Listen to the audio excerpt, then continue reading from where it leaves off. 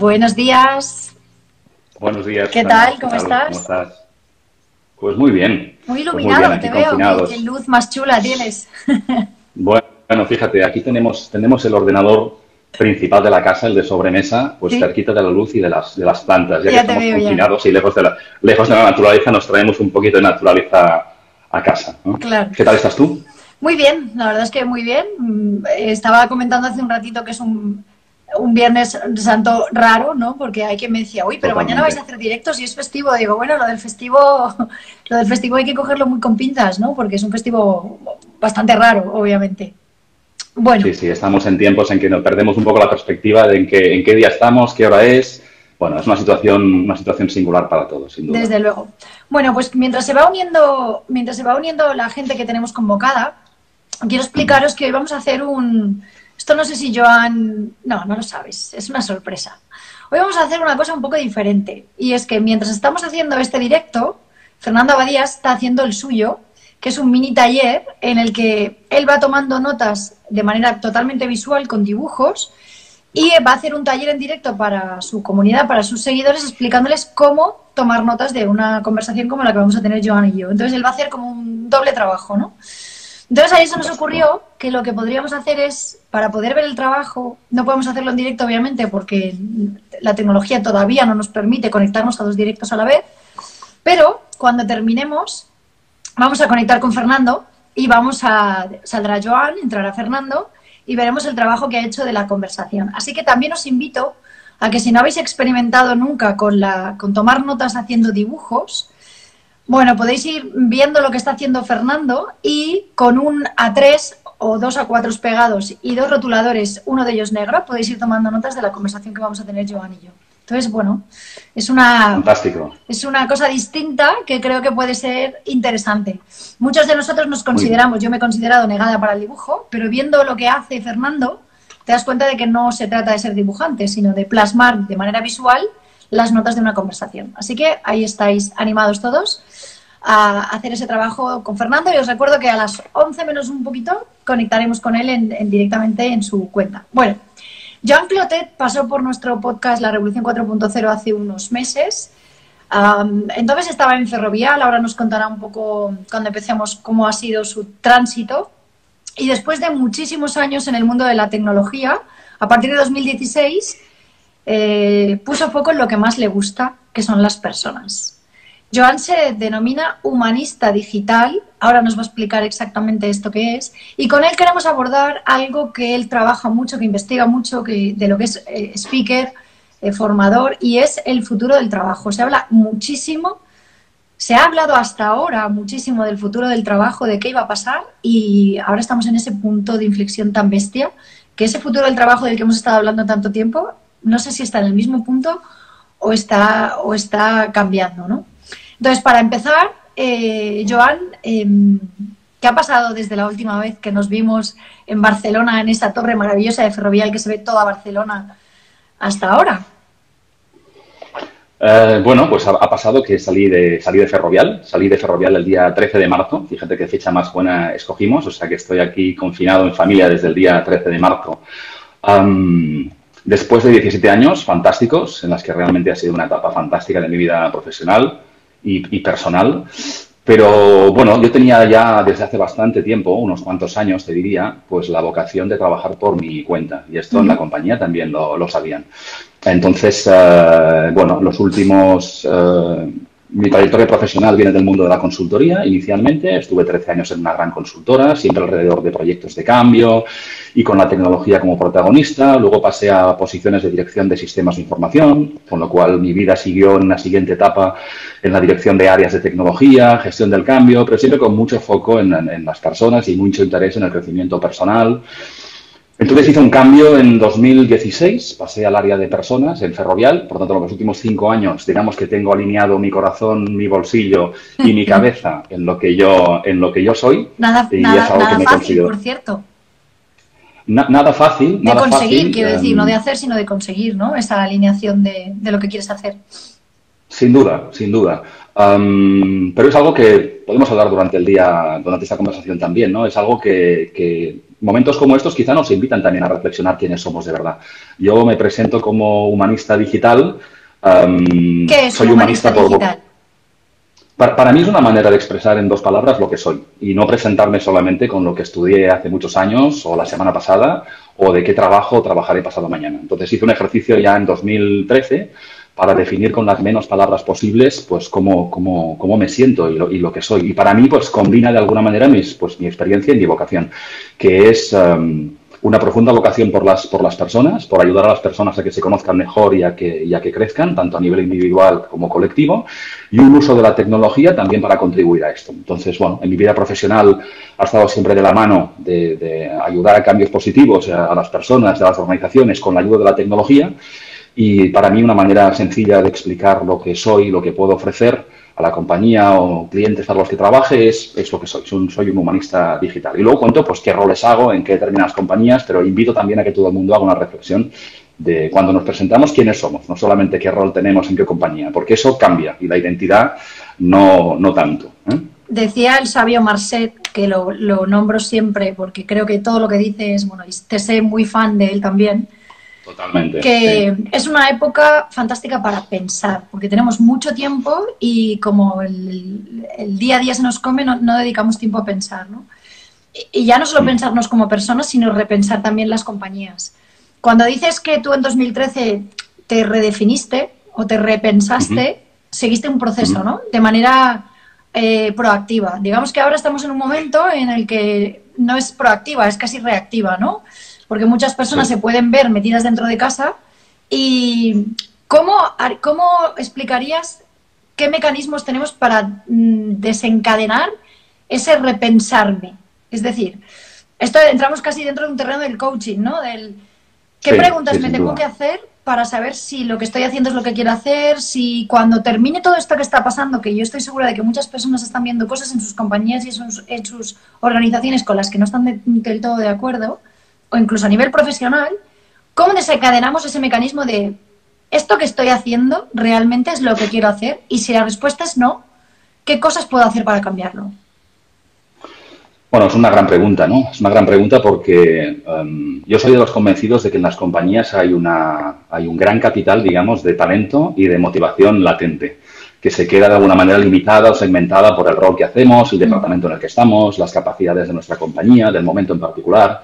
En mi caso en particular fue una reflexión que viene del mundo del coaching, es decir, yo me interesó mucho el mundo del coaching en el año 2012 a raíz de un curso que hice en Ferrovial para la compañía y descubrí esa disciplina y entonces pues decidí que quería conocerla más hasta el punto pues que decidí pues formarme y certificarme sin decírselo a mis jefes además porque entendía que podían pensar que me estaba despistando de mi foco.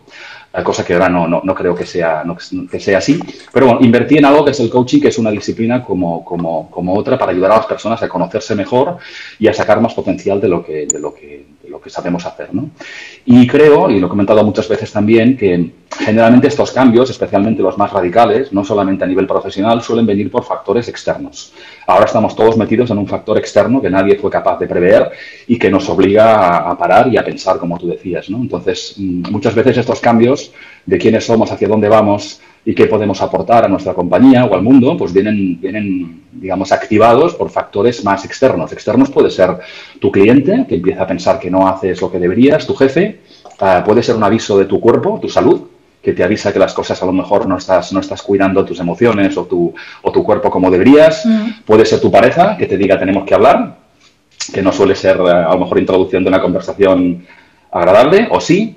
Entonces yo creo que es bueno para las compañías en situación, bueno, para las personas en una situación aparentemente estable, porque creo que nadie lo estamos nunca, aunque aparentemente sea así, que dediquemos tiempo a reflexionar dónde estamos y hacia dónde vamos. En mi caso lo pude hacer por un proceso, digamos, bueno, es decir, motivado por una disciplina que fue el coaching, pero desde entonces me quedé enganchado realmente a ponerlo en práctica conmigo mismo y también a invitar a las personas con coaching o con otras metodologías a reflexionar sobre quiénes somos. Y especialmente te diría poniendo foco en aquello en lo que somos buenos también, ¿eh? Por el tipo de educación. Y esto, evidentemente, pues hay diferentes situaciones y diferentes países, diferentes formaciones, pero nos enfocamos desde pequeños en un modelo educativo que en muchos casos no está dando. Correcto. Castiga en vez de premiar, muy enfocado a acumular conocimientos y certificaciones, y esto sigue en el futuro, ¿no? Y a buscar lo que nos falta, ¿no? Es decir, hay que aprender inglés. Cuando mi madre era una niña, tenía que aprender francés y taquigrafía. Bueno, pues ahora seguramente esas no son disciplinas clave, ¿verdad? Han pasado unos cuantos años, por supuesto. Cuando yo era pequeño, inglés, informática era el diferencial. Ahora lo mejor es programación o chino, no lo sé, o saber lo que es blockchain. Independientemente de añadir conocimientos, yo creo que tiene que ver con ayudar a las personas a conocerse mejor. Y esto se puede hacer cuando eres niño, más complicado, pero si tienes el apoyo emocional a tu alrededor, en casa o en la escuela, pues es algo creo que es imprescindible para no entrar en la rueda de los estudios formales reglados, entrar en un trabajo estándar y a la que ganas un poco de dinero, pues ya empezar a entramparse. No sé si es correcto, en todo el mundo se entiende igual, con las facturas que te quitan libertad. Entonces yo diría que ahora, a pesar de las circunstancias, que evidentemente no son deseables para nadie, porque estamos en una gran crisis, digamos, sanitaria, social y económica, es un buen momento también para pararse, para pensar, para ver de dónde venimos y hacia dónde vamos. Y no hace falta tener ningún factor externo ni de salud. Necesitamos tiempo, reflexión y otra cosa que creo que puede ser útil es vernos también a través de los ojos de los demás. Nuestro cerebro es muy sofisticado y muy rápido para autoengañarnos. Entonces, también ayuda pues, con las personas que nos quieren, que son los que nos dicen la verdad, vernos también a través de ellos. Cómo nos ven, cómo nos han visto en el pasado, dónde han visto nuestra mejor versión, dónde nos ven realmente más activos, dónde aportamos más y aprender de esto. Y a partir de aquí, esta reflexión que yo también hice en 2013, mirándome a mí mismo y con otras personas a mi alrededor, pues definir un poco mejor pues dónde estamos y hacia dónde queremos ir. No solamente para conseguir el siguiente buen trabajo, sino para estar más conectados y más alineados con lo que somos y podemos aportar a quien nos necesite. Hay una frase de un consultor americano que se llama Thomas Malone, que yo la utilizo mucho, se la escuché la primera vez a Genius Roca, que dice, mi padre tuvo un trabajo en toda su vida, yo habré tenido varios y mi hijo o mi hija tendrá 7 trabajos a la vez.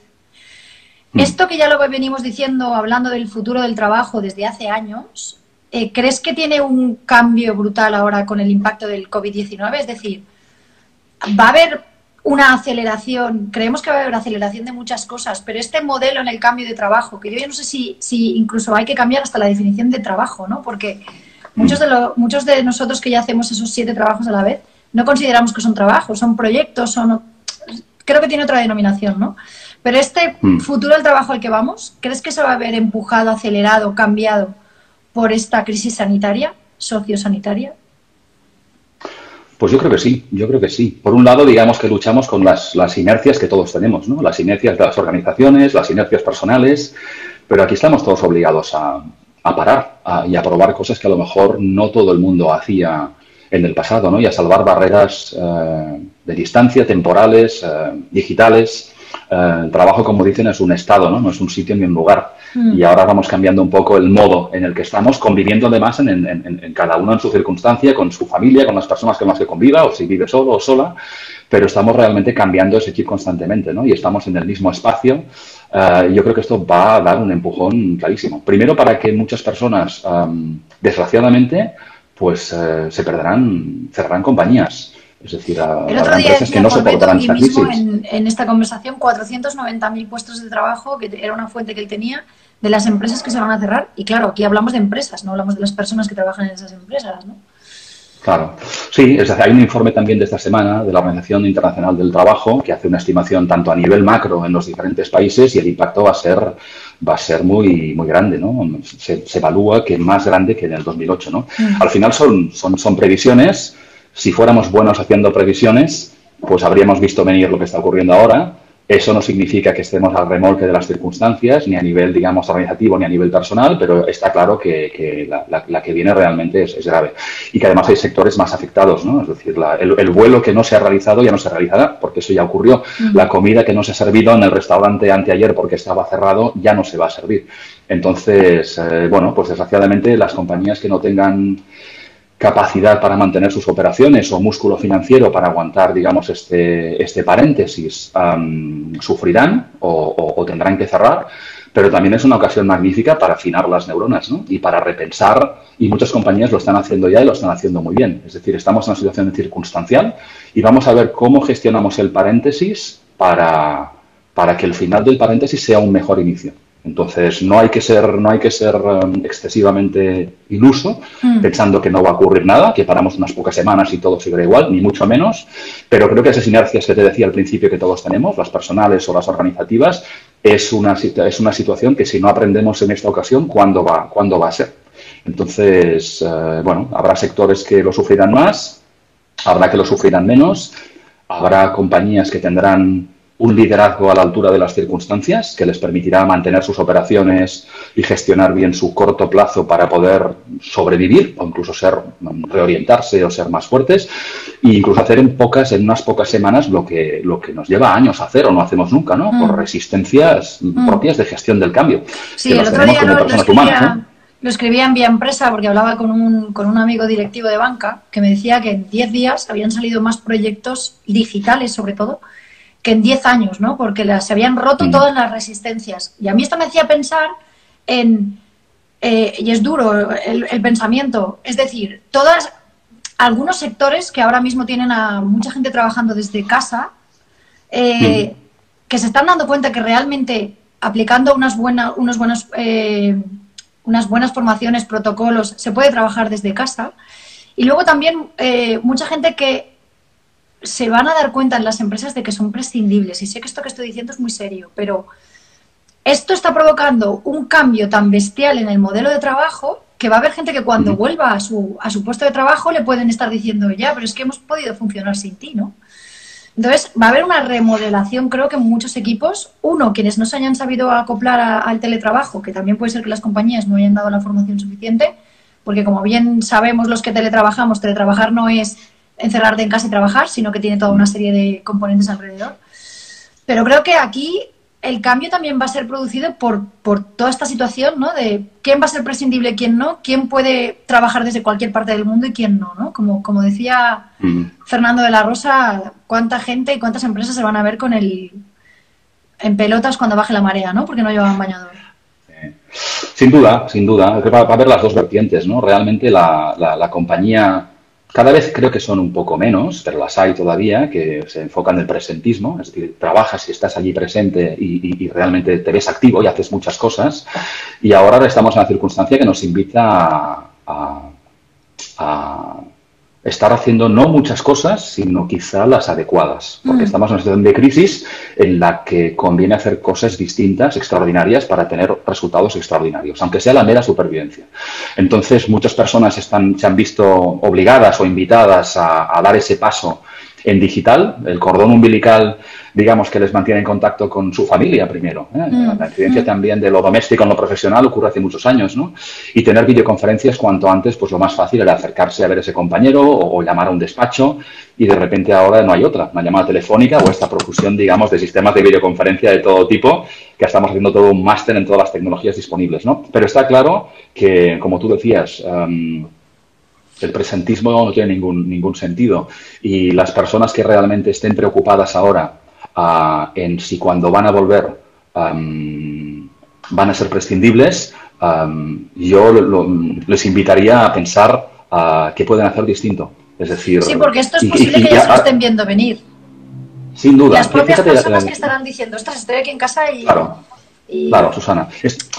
Lo que ocurre ahora es que con la crisis, digamos, del coronavirus, digamos que afloran una serie de aspectos y de limitaciones que existen y que ya existían, y de inercias y de lentitudes y de excesivo procedimentalismo y culturas de compañía no ágiles. Ya lo hemos hablado muchas veces cuando hablamos de transformación digital, lo comentamos cuando nos conocimos contigo, al menos en 3D, que digo yo, que nos seguíamos digitalmente.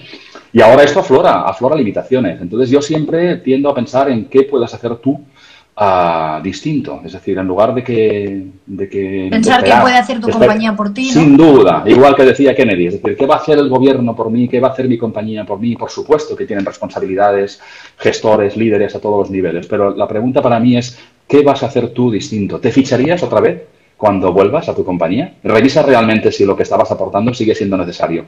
Creo que es muy bueno que las personas que tienen la suerte, porque por desgracia en un país, hablamos en este caso desde España, con un alto nivel de paro y que parece que va a subir desgraciadamente con todo esto, ¿qué debes dejar de hacer? Para mí es un gran momento de tener tiempo, que es algo de lo que siempre adolecemos, y es tiempo para parar y para reflexionar y para pensar si lo que hacíamos tiene sentido. La persona, el empleado, que interprete bien en qué punto está su compañía y que entienda cómo puede ayudar en el durante y en el después, tiene una ventaja competitiva. Es decir, evidentemente no todo el mundo tendrá esta mentalidad y tampoco hay compañías que lo hayan promovido, ¿sabes? Es decir, bueno, hay compañías que tienen una cultura muy reactiva que lleva a que incluso el empleado esté a la espera de que se produzca la iniciativa de que le formen o se produzca esa vacante a ver si yo encajo con la vacante. Y yo estoy en lo contrario, es decir, dedícate tiempo realmente a ver en qué eres bueno, revisa, porque todos somos buenos en muchas cosas. Yo soy un ferviente creyente, valga la redundancia, de que todos somos buenos en muchas cosas. Lo que ocurre es que no siempre las conocemos, las explotamos o las ponemos en valor. Ahora estamos obligados a hacer una parada en boxes, que digo yo, y a revisar si seguimos teniendo un trabajo, si nuestra versión actual es la mejor. E intentar ayudar al máximo a nuestro equipo de trabajo, sea cual sea nuestro rol, o a nuestra compañía, a superar este bache. Y si lo hacemos en el durante, igual que hacemos todos pensando cómo podemos ayudar en esta crisis sanitaria y social, lo mismo para la compañía en la que trabajamos. ¿Cómo puedo aportar yo para ayudar a mi compañía a sobrevivir? Porque si adquirimos esa mentalidad y esos hábitos, tenemos más números que cuando salgamos de este confinamiento, nuestra compañía sea un poco mejor, porque lo será en la medida que lo son las personas que forman parte del proyecto. Déjame que te ponga un pero a lo que dices, que no es un pero, sino es un obstáculo, una piedra. Y es esa supervivencia a la que van a volver todas las compañías, que lo decía Marcel, lo decía Corbeto, la gran estampida de mayo, ¿no? Que cuando se vuelva la actividad, tanto personas como empresas van a intentar buscar la supervivencia. Corremos el riesgo de que, aunque hagamos este ejercicio de repensar, muchas personas puedan estar diciendo, sí, ya, pero yo lo que quiero es que esto vuelva a la normalidad, sea la que sea la nueva normalidad, que todo pase, que esto se quede como un mal sueño, una pesadilla, y que yo vuelva a tener lo que tenía antes, ¿no? Y quizás esa obsesión por recuperar la normalidad y por sobrevivir en un mercado que no sabemos cómo va a quedar después, va a hacer que todo este proceso que estamos intentando empujar desde aquí, en muchos casos se quede como en agua de borrajas. Me temo. Sí, es así. Es decir, esto no nos va a cambiar radicalmente. Lo que sí pienso es, si esto no nos cambia, ¿qué nos va a cambiar? Si pasar por una circunstancia como esta, que nos afecta a todos, no aprovechamos a cualquier nivel, gobiernos, empresas, trabajadores, personas en el paro que ya estaban buscando trabajo o personas en plena reinvención. Si este paréntesis no nos ayuda a que cambiemos un poco nuestra conciencia, ¿qué lo va a hacer? Entonces, las inercias están allí. Correcto. Yo estoy en parte de acuerdo contigo. Es evidente que las compañías, las organizaciones en general, no pienso en ninguna en particular, grandes, pequeñas, tienen inercias. Y Xavier Marcet habla mucho y muy bien de ello, ¿no? Y a veces las inercias son el éxito. Entonces, las grandes compañías, y también lo traslado a las personas a nivel individual, cuando nos va bien, pues no queremos que eso cambie, porque esa normalidad ya nos va bien. Pero es que lo normal, esa nueva normalidad tan manida hace años, es lo que tenemos. Y si no lo teníamos claro, pues ahora es el momento de tenerlo absolutamente claro con una auténtica bofetada que nos afecta a todos, ¿no?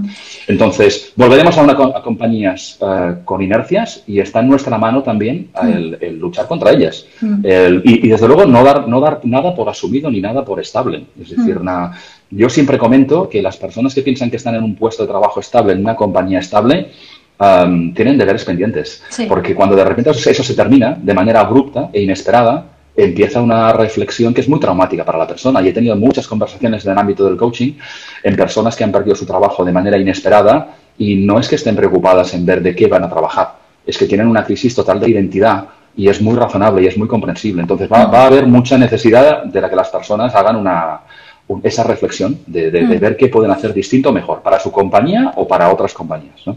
De la parte de las empresas, porque estás poniendo más el peso en las personas de manera individual, Arnau Martí nos pregunta, ¿las propias empresas deben fomentar la intraemprendeduría y el job crafting? ¿Con qué mecanismos? ¿Cuál es tu opinión con esto, Joan? Mi opinión es que absolutamente sí. Es decir, de la misma manera que en unas compañías hay un área de comunicación y no son los únicos que comunican, o hay un área de innovación, con suerte, y no son los únicos que innovan, sino que promueven que haya una cultura de innovación, las compañías tienen que promover una serie de actitudes que son las que hace que la compañía sobreviva, se redefina, cambie, sin duda, sin duda. Es decir, un emprendedor no es alguien que crea una startup tecnológica. Un emprendedor es una actitud y las empresas tienen que ser emprendedoras y conseguir realmente un carácter emprendedor a su gente a veces es antitético con hacer las cosas muy orientadas a procesos, hacerlas a la antigua, hacerlas como siempre han funcionado. Entonces, yo creo que es imprescindible, no interesante, imprescindible.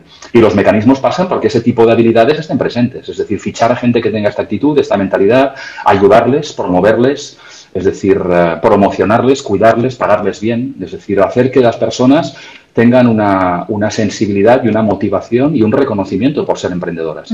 Si no somos emprendedores, en la vida estamos a remolque de las circunstancias, a nivel profesional o a nivel personal. Entonces, es algo que cualquier compañía, grande o pequeña, tiene que estimular. No es terreno acotado para startups de nueva creación. Tenemos también una apreciación de Luxe Graupix, que dice, muchas empresas no ven más allá de las horas que pases sentado en tu oficina. Necesitan entender que trabajar por resultados es lo importante. Yo creo que uno de los grandes cambios de esta crisis sociosanitaria es que se puede demostrar que se puede trabajar orientado a resultados desde casa y tu jefe o tu jefa no va a saber si lo has hecho en 4 horas, en 4 minutos o en 2 días. Entonces, es un argumento de la parte de las personas muy potente para explicar, hemos cumplido con mis objetivos dentro del proyecto X y no tienes ni idea de las horas que he podido pasar porque no me has visto, ¿no? Entonces, ese presentismo del que hemos hablado antes, ostras, es una gran baza para que las personas que están empleadas por cuenta ajena se empoderen y digan, ostras, te hemos demostrado sobradamente que se puede trabajar por objetivos, ¿no? Independientemente del tiempo que pases sentada. Absolutamente. Fíjate que el comentario que hace Sonia, amiga a la que conozco, ha tenido durante muchos años un trabajo que le implica viajar muchísimo. Obviamente trabaja por resultados y desde luego no tiene que ver con el presentismo, porque está consiguiendo resultados para su organización hace muchísimos años y está viajando por el mundo. Creo que también está conectado, Susana, con un tema de confianza y de control. Es decir, inercias del pasado, de compañías más industriales, de que yo ficho a determinada hora y pasar tiempo en la oficina y estar muchas horas y estar hiperactivo parece que sea más productivo y hay que cambiar de mentalidad. Cada negocio es un mundo, cada empresa es un mundo, lo digo con mucho respeto, pero está claro que tienes que fichar a gente buena, darle confianza, darle recursos, darle medios, tenerla reconocida, retribuida y el tema del horario cada vez se va a diluir más. También es verdad que las compañías tienen ciertos mecanismos de control porque las personas a veces abusamos de esa confianza.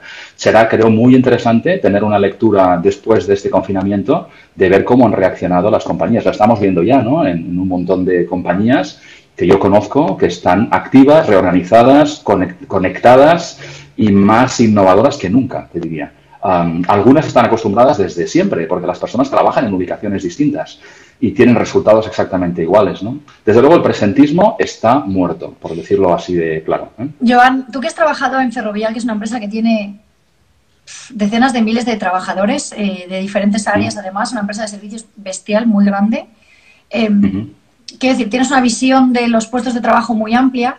¿Cuál dirías, pensando en el futuro del trabajo, que son las habilidades transversales que cualquier persona, independientemente de su conocimiento o de su desarrollo profesional, debería integrar dentro de su portfolio personal? Lo digo porque puede ser un buen consejo de cara a este tiempo de confinamiento, que lo hablábamos el otro día con Fernando, ¿no? ¿En qué me enfoco para aprender, ¿no? Hablamos con él de las habilidades o de las skills. ¿Cuáles serían para ti, con esa visión que tienes del mercado de trabajo, que cualquier profesional hoy en día debería incluir dentro de su portfolio profesional? Vale, bueno, realmente creo que hay muchas y obviamente como van a variar en función del puesto de trabajo en el que estemos pensando, pero como decías, pensando en las compañías en las que he trabajado, no solamente en la última, que es una empresa enorme de casi 100.000 personas, en todo tipo de puestos de trabajo, todo tipo de formaciones, todo tipo de edades, ¿no? A ver, hay un tema que es imprescindible, diría que es lo digital. Entonces, aunque parezca de perogrullo, todo lo que hacemos tiene un componente digital o digitalizable. Entonces, ciertos conocimientos para operar en digital yo creo que son no interesantes, no imprescindibles, sea cual sea tu posición, en cualquier caso. Y luego es verdad que hay un tema, ya que comentamos futuro del trabajo, que tiene que ver, y es una convicción no solo personal, en invertir en aquello que solo las personas podemos hacer. Yo creo que ser capaces de, y fíjate que esta crisis del coronavirus lo pone manifiesto, ¿no? Ser capaz de entender lo que está ocurriendo, ser capaz de aprender deprisa, tener curiosidad, tener capacidad de trabajar en equipo, tener capacidad, digamos, de el espíritu crítico apoyado con datos, entender qué está ocurriendo, entender el contexto, saber comunicar. En mayor o menor medida creo que aplica a la mayoría de puestos de trabajo. La mayoría de puestos de trabajo. Y es algo además que conecta con nuestra educación desde que somos muy jovencitos. Entonces yo creo que de lo que cada persona que nos está escuchando, del trabajo que ahora mismo tenga o el que quiera tener, debería hacer una revisión sobre aquellas famosas soft skills que son cada vez más importantes. Tener la capacidad de aprender, tener la capacidad de adaptarse, de trabajar en equipo, de comunicar, tener espíritu crítico, ese componente digital que va a ayudar a hacer tu trabajo mejor, más eficiente, más conectado con otras personas. Y creo que es algo en lo que tenemos que invertir de manera constante. Porque si no, lo que está ocurriendo es que, igual que en el ámbito industrial se han ido mecanizando tareas y procesos de fabricación, esto ya está entrando también en el mundo del conocimiento. Entonces, la tecnología es algo imparable. Las compañías seguirán invirtiendo en tecnología para hacer las operaciones más eficientes, para dar mejor servicio al cliente.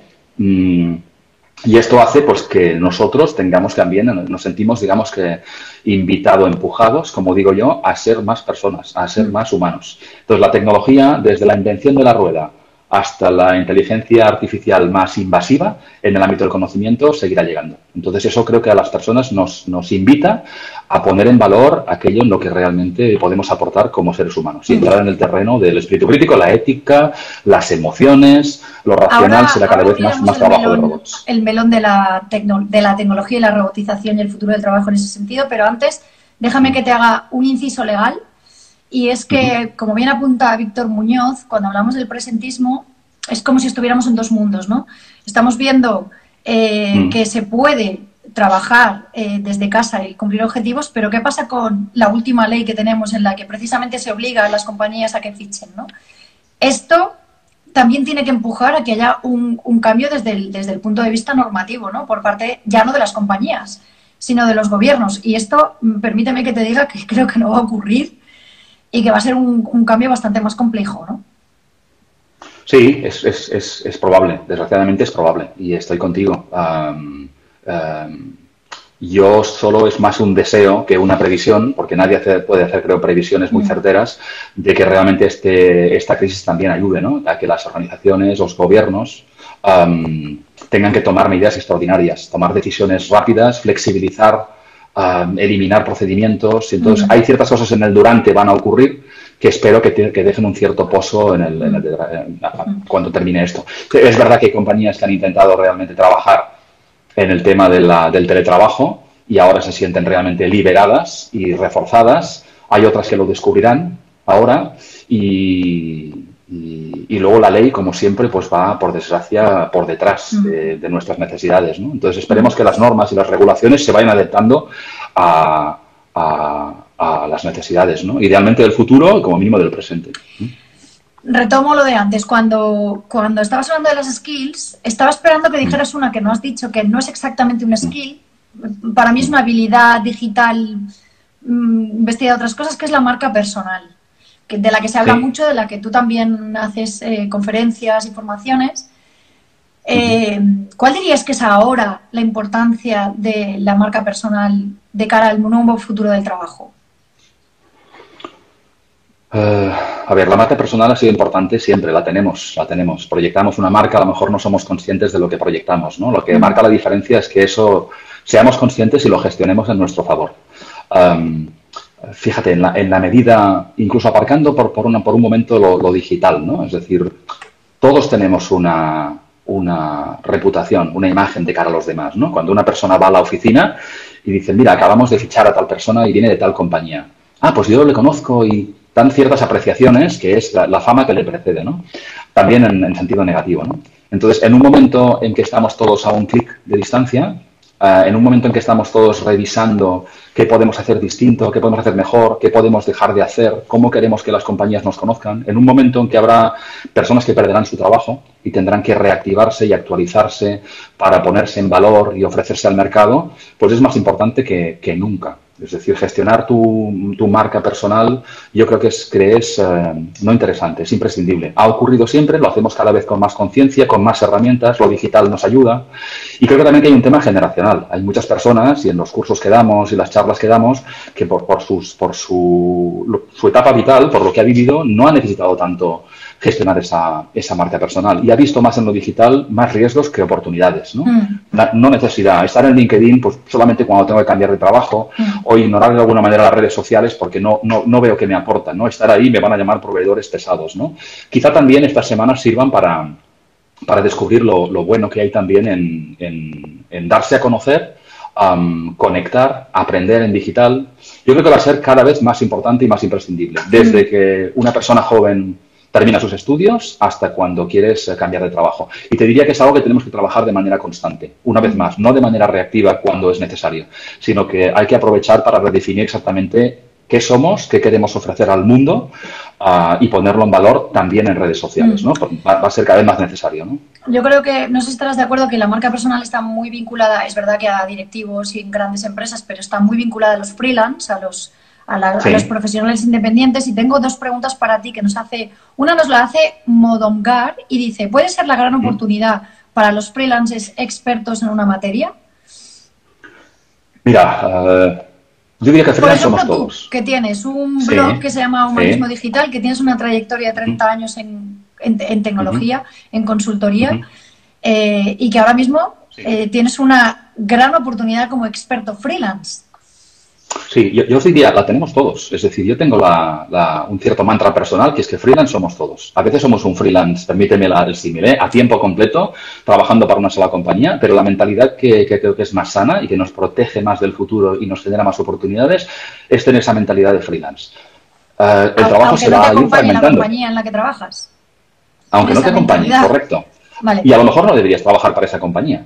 Con lo cual, si tú tienes una mentalidad de freelance, si tienes un carácter emprendedor y lo que tú puedes ofrecer no encaja con esa compañía, pues no debería estar cualquier persona exclusivamente a remolque de lo que la compañía te pueda ofrecer. Por eso es importante estar siempre activo. Eso es lo de los 7 trabajos a la vez que decía Malone, ¿no? Sin duda, sin duda. Yo, en mi caso, por ejemplo, no quiero individualizar, pero pues, pongo mi caso porque lo he vivido yo. Yo pasé de tecnología a recursos humanos en el 2016. Y recuerdo una conversación con mi jefe que me dijo, bueno, te conozco, he visto tu experiencia, he preguntado a personas por ti, pero tú ya ejerces de esto. Entonces, a mí algo que me ayudó a que mi jefe, que acababa de llegar a la compañía, entendiera lo que podía hacer para la compañía con él, es ver que yo ya ejercía de eso. Entonces, yo creo que ese espíritu de cultivar aquellas cosas que nos interesan, a veces pensamos que son simplemente hobbies y no lo son. Son potenciales trabajos nuevos, potenciales tareas o iniciativas en favor de la compañía en la que trabajamos. Entonces, yo creo que el freelance como tal es una actitud que todos tenemos que ejercer y que las compañías deberían promover. Y también, para bien y para mal, este tipo, digamos, de circunstancias que estamos viviendo, pues va a lanzar al mercado a personas que tendrán que trabajar por su cuenta. Y eso va a pasar. Está pasando ya en otros países hace muchos años y pasará quizá más en España ahora. Entonces, yo creo que también ser un trabajador especializado en algo que poder aportar, a lo mejor lo estás ofreciendo para una sola compañía mientras te necesiten, pero puede terminar. Entonces, o sea, que siguiendo con lo que dices y apuntando la pregunta de Modomgar, que dice si crees que el valor añadido se subcontratará. Es decir, que las compañías van a entender que hay un gran número de freelancers expertos con un gran conocimiento que pueden aportar un gran valor y que se puede subcontratar. Sin duda. Que es un modelo totalmente diferente. Y es una oportunidad y es una amenaza. Es decir, el talento está en todas partes. Hay compañías que no se limitan solamente a tener el talento trabajando tiempo completo en sus oficinas solo para ellos.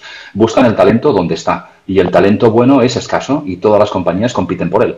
Entonces, si necesitas a alguien bueno en algo, lo buscas en el mundo. Si lo tienes en tu compañía, trabaja 100% para ti, pues perfecto, si te lo puedes permitir. Pero creo que eso va a ocurrir cada vez más. Y una vez más, toda esta etapa que estamos viviendo, pues hace que algunas personas lo descubran, hace que algunas personas que trabajaban en un entorno más cercano, geográficamente más presencial, tengan una grandísima oportunidad de darse a conocer al mundo y que alguien sepa en la otra punta del planeta que alguien es bueno haciendo diseños 3D o haciendo lo que fuera, o escribiendo en un periódico, o haciendo diseño de moda, no lo sé. Es decir, es oportunidad y es amenaza. Entonces, vuelvo a lo que te decía antes. Cuando en el tipo de reflexiones y emociones que estamos sintiendo estas semanas nos sentimos incómodos, ahí hay oportunidad de hacer algo. Y algo tenemos que hacer. No podemos estar a la espera de que alguien esté pensando por nosotros y nos esté cuidando al máximo para que tengamos todo lo que necesitamos. Eso no suele ocurrir. Entonces, yo ya tengo un optimismo patológico. Yo veo también oportunidad en estos procesos tan graves y tan desgraciados para mucha gente, ¿no? Esto que nos ha caído, que no hemos visto venir, nos puede empujar, pero también vamos viendo tiempo, y se habla muchísimo cuando se habla del futuro del mercado de trabajo, de la tecnificación, ¿no? De cómo la inteligencia artificial, la robótica, todas las nuevas tecnologías, que ya no son tan nuevas, van a eliminar muchos puestos de trabajo, ¿no? Mucho se va a ver ahora, pero todo esto sigue, aunque tengamos la crisis del coronavirus. ¿Crees que realmente vamos a ese futuro en el que se van a tecnificar tantos puestos de trabajo que vamos a tener más compañeros robots que jefes? No sé si has visto estos días, ayer creo que lo vi en televisión en Japón, estaban librando, me sale la palabra librar, estaban entregando los certificados en una universidad a los alumnos y en lugar de ir los alumnos para evitar los contagios era un robot con una fotografía, creo que era un iPad, de la foto del que iba a recoger, en este caso, el certificado, y al final se había evitado toda presencialidad, ¿no? Es una entrega de premios totalmente robotizada, obviamente por las circunstancias, pero puede ser que vayamos a este modelo en un futuro no muy lejano, ¿no? ¿Cómo lo ves? Bueno, creo que está ocurriendo ya. Creo que está ocurriendo. Quizá nos sorprende más. Ayer, por ejemplo, vi un vídeo de cómo un agente de tráfico ponía una multa a distancia, es decir, paraba el coche y se acercaba pues a un robot con una pantalla que proyectaba a la persona que estaba en otro sitio y le estaba poniendo una multa de velocidad a un coche. Y nos sorprende porque, claro, entran de manera muy invasiva en cosas que hacíamos las personas hace 4 días.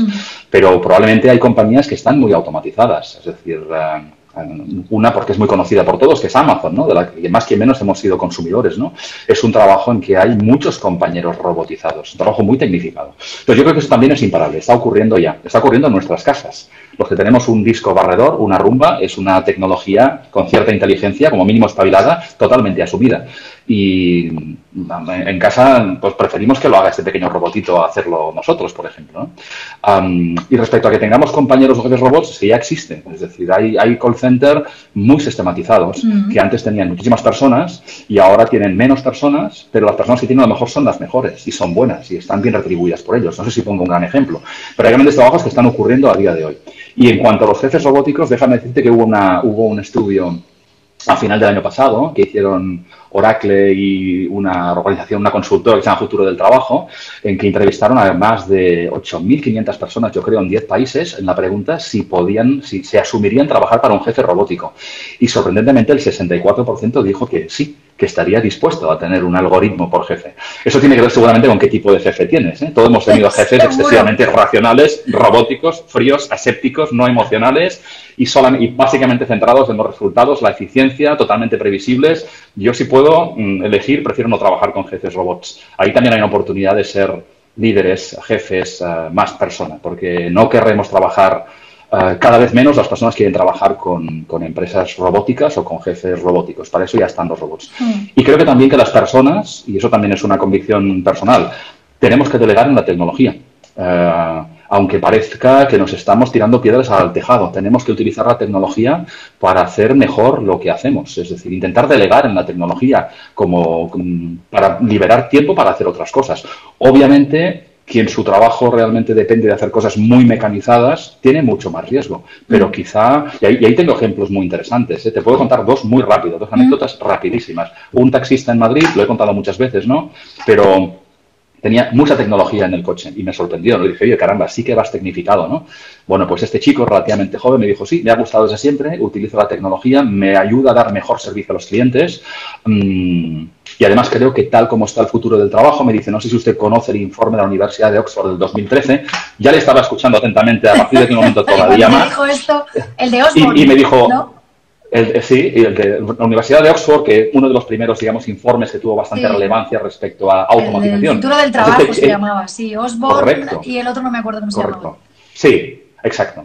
Pues este chico de 20 y pocos años me decía, pues mira, yo como estoy viendo un poco qué es lo que va a ocurrir y estoy en un trabajo relativamente mecanizable, que creo que yo 10, 15 años aquí en Madrid podría ocurrir, pues me estoy planteando vender las licencias e invertir en algún competidor de Cabify, por ejemplo, ¿no? Entonces es una persona que está en un trabajo muy logístico, muy probablemente automatizable con el tiempo. Totalmente. Y que en lugar de estar ahí esperando con los tomates, esperando a ver si pasa el de Cabify, pues piensa, intenta entender el contexto, se informa, lee y ve qué puede hacer distinto, mejor o antes él. Y otro ejemplo rapidísimo, una compañía de seguros, no os diré el nombre, pero es lo mismo, en la que despliegan desde hace un par de años tecnología RPA, de Robotic Process Automation. Es decir, automatizar muchos procesos administrativos que hoy por hoy hacen personas. Nóminas, bueno, pues contratos, Excels... Correcto. Muchísimas tareas, un porcentaje elevadísimo de tareas que hacen las compañías es susceptible de mecanizar con tecnología que existe hoy. Esta compañía despliega ese proyecto y le hablaba con el director de Recursos Humanos y le pregunté, oye, ¿cómo habéis gestionado el impacto en las personas? Claro. Y me dijo, bueno, desde luego lo comunicamos, les dijimos que queríamos liberar tiempo para que hicieran cosas de más valor, con lo cual obviamente les dejó más tranquilos. Y lo sorprendente para mí, me decía el director, es que lanzamos el proyecto un jueves y al lunes siguiente viene una persona a mi despacho y me dice, mira, con esto que habéis explicado, yo realmente no soy un experto en esto, pero me he hecho un curso este fin de semana de 5 horas de RPA, el concepto lo tengo más o menos claro, veo que hay roles en el futuro como definir los procesos, monitorizarlos, y lo decía con un lenguaje poco técnico. Y creo que a lo mejor podría ayudar. Bueno, pues esta persona me dijo, tiene una tarea de monitorizar procesos y tiene 58 años. Y es el único del departamento que vino a verme, que tuvo la iniciativa de formarse por su cuenta, de interesarse en el concepto, en lugar de estar ahí preocupado a ver cuándo vienen los consultores o cuándo me costará el puesto de trabajo. A mí estos ejemplos me parecen inspiradores y no son los habituales, pero están en manos de todos, ¿no? Pregunta Ronald Durán. Hoy es el día que más preguntas tenemos, Joan. De verdad, es que está la gente desatada y eso que se supone que está en medio de fiesta. 3 claves para este autodescubrimiento tecnohumano que estamos viviendo para sobrevivir en el presente futuro. Toma ya. Uf, pues toma ya. Sí, el amigo Ronald, al que también recomiendo Ronald, por ahí, que le sigáis. Que sigáis y que le leáis porque está también muy conectado a este concepto. A ver, 3 claves. Hay un trabajo que es de por vida, que es conocerse mejor a uno mismo. Lo apuntaba ya antes y no quiero ponerme muy introspectivo ni muy filosófico, pero creo que toca una ocasión como esta, es inmejorable para ampliar ese ejercicio de conocimiento personal. Es decir, cuanto más nos conozcamos, más fácil nos será tomar decisiones, incluso las difíciles, y no ser tan reactivos. Entonces, ahí hay un trabajo permanente y yo aconsejo también que nos ayudemos de las personas que más cerca tenemos, además de coaching, además de mentoring, además de profesionales que nos pueden ayudar mucho, que nos ayudemos de las personas que nos conocen mejor. Por tanto, autoconocimiento. La otra es atreverse con la tecnología.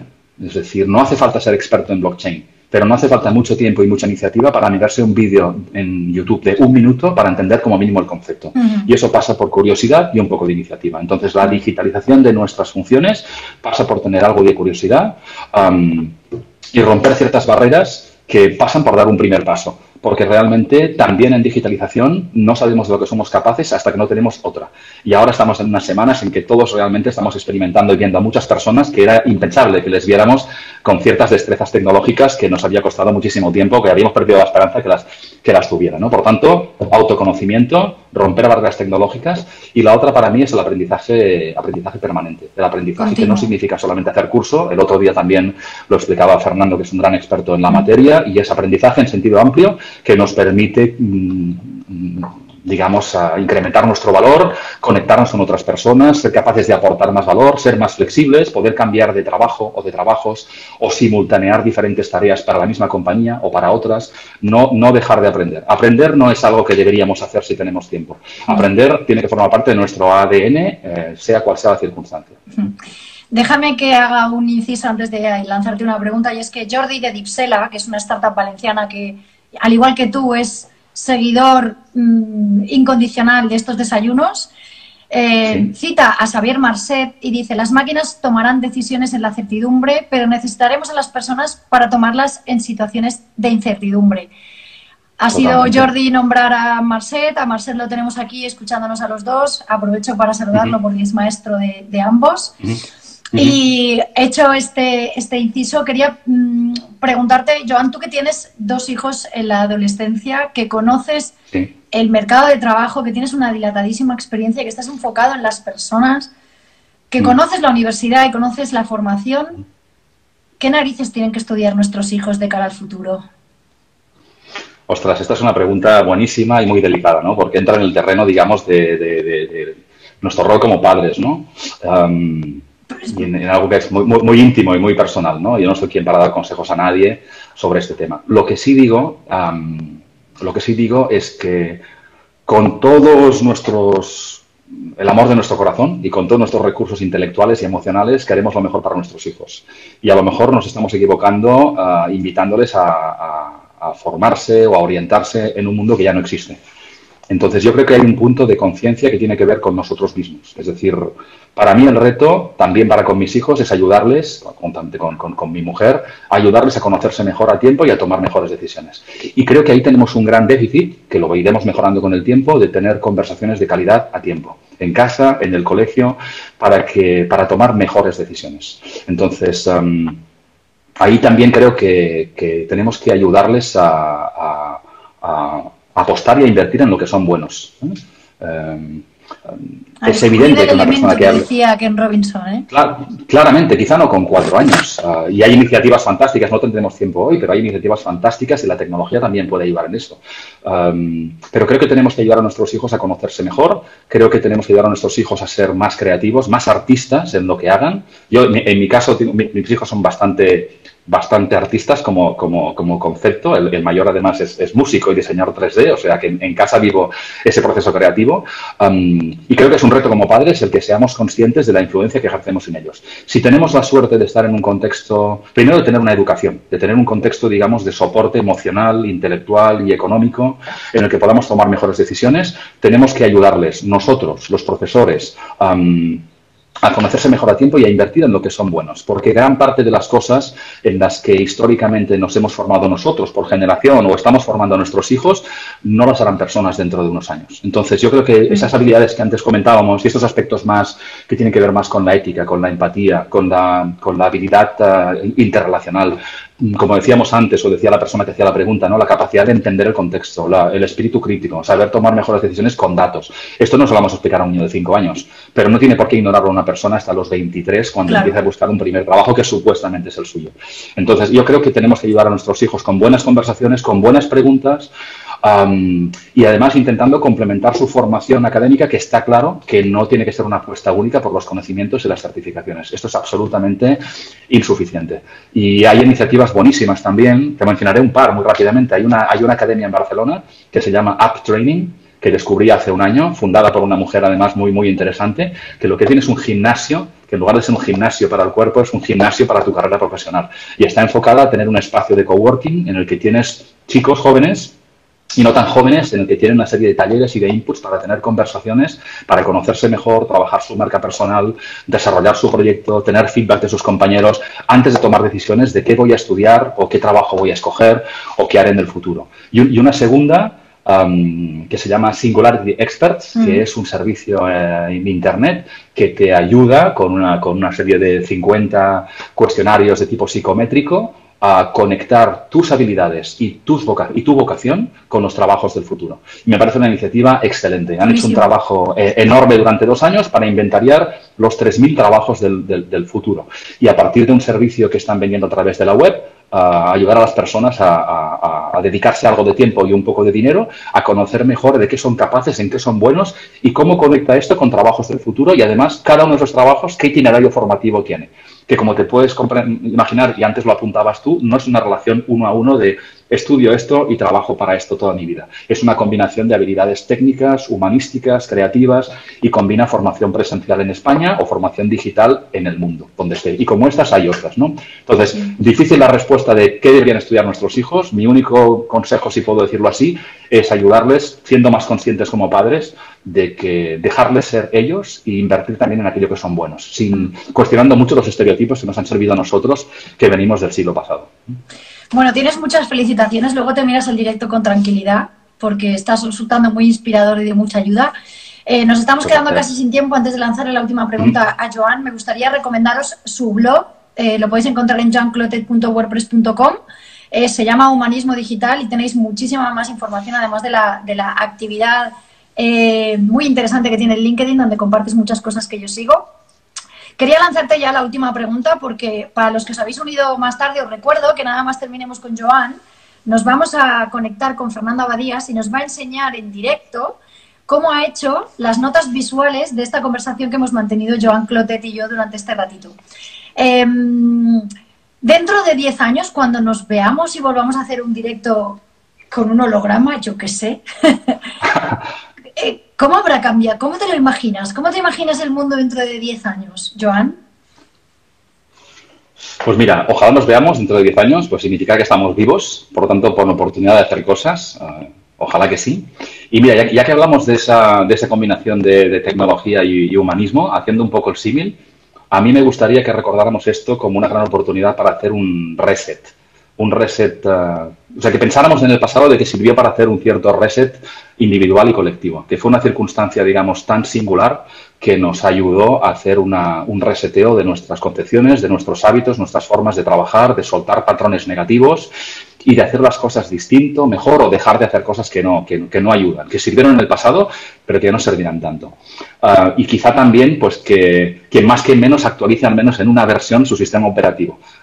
Pensando que cuando vivimos lo del coronavirus, actualizamos a una versión X.X que nos permitió también operar un poco distinto en ese final del túnel que va a ser un principio. No sabe, será el fin del confinamiento y será seguramente la continuación de un periodo de cambios, de crisis, pero me gusta pensar que también será un principio y además está en manos de todos que sea así. Muchísimas gracias, Joan, por inspirarnos en esta mañana, por desayunar con nosotros. Vamos a conectar, te invito a que te unas. Voy a cortar, a finalizar este directo. Vamos a invitar a Fernando a que nos explique. Sí. Déjame solo decirte gracias por la invitación, por supuesto, gracias a la gente que se ha conectado, por sus preguntas fantásticas y también gracias a la gente que no se ha conectado, la gente que está trabajando para que podamos hacer esto. Entonces, creo que es un recuerdo, tal como estamos viviendo la situación, personas que lo están pasando mal o personas que trabajan para cuidarnos, para curarnos. Creo que es vital recordarlo en cada ocasión que tengamos, especialmente ahora y especialmente también cuando termine todo esto. Muchísimas gracias, Joan. Gracias a todos y a los que queráis. Os invito a que nos conectemos dentro de un par de minutos con Fernando y veamos el resultado de sus notas visuales de esta conversación. Un abrazo, Joan, y hasta pronto. Igualmente, Susana. Chao. Ánimo a todos. Hasta luego.